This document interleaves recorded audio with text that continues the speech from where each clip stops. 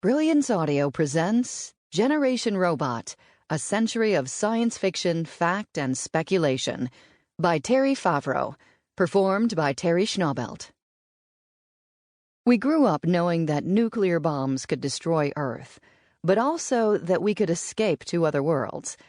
Seesawing between paranoia and a switched-on, back-combed, Tupperware partying, wipes clean with a damp cloth, faith and progress, we anticipated a future that would never arrive, at least not for the one sold to us as the world of tomorrow.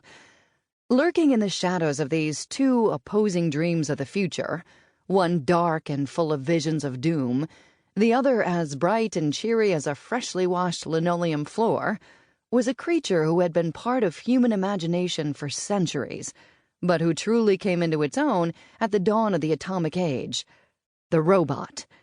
We expected robots to be our companions and protectors. Tireless, trustworthy, and indestructible, they would be smarter and stronger than we were, but lacking the human aggression that had taken Earth to the brink of annihilation. One day they would keep house for us, like Rosie the wisecracking robot maid on the Jetsons, or explore other planets with us, like Will Robinson's robot on Lost in Space. As time passed and the bomb did not fall, at least not on us, and the lunar colonies failed to materialize, we became jaded, and the world of tomorrow turned into a sad dream, like a rusty amusement park ride at an abandoned World's Fair. But even though we never got to live on the moon, we are getting our robots. Now we stand to be among the first generation to hand them our car keys and let them be the Earth's grown-ups. In the words of HAL 9000, the homicidal artificial intelligence from 2001: A Space Odyssey, it's time for us to sit down calmly, take a stress pill, and think things over.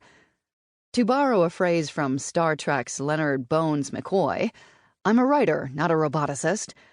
I've spent the last 30 years as a marketing copywriter, lifestyle journalist, humorist, novelist, and blogger. You might ask, then, why I chose to write a book about my generation's relationship with robots, artificial intelligence, and computers. I have my reasons. 7 of them, actually. Reason 1. I loved my dad, and he loved robots.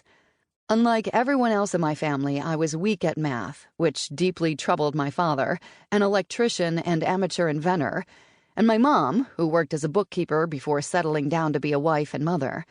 Mom prided herself on being able to add up columns of figures in her head. She would have been a good computer, like the code-breaking women at Bletchley Park who helped defeat Hitler. My sisters Rosemary and Joanna both excelled at math and physics. Rosemary, the oldest, married Roger, an ex-seminarian who left the priesthood to study pure mathematics and become an IBM software developer in 1967. My brother Rick wanted to be an astronaut, but instead studied industrial engineering and went to Silicon Valley in the 1990s to develop internet-based telephone systems. Me? I ended up as an advertising copywriter for tech clients including IBM, Apple, early cell phone companies, and internet banking. I have the dubious distinction of writing marketing copy for one of the biggest tech marketing flops in history, the IBM PC Junior. My comfort with these clients was partly because of their white-shirted, pocket-protected, geeky familiarity.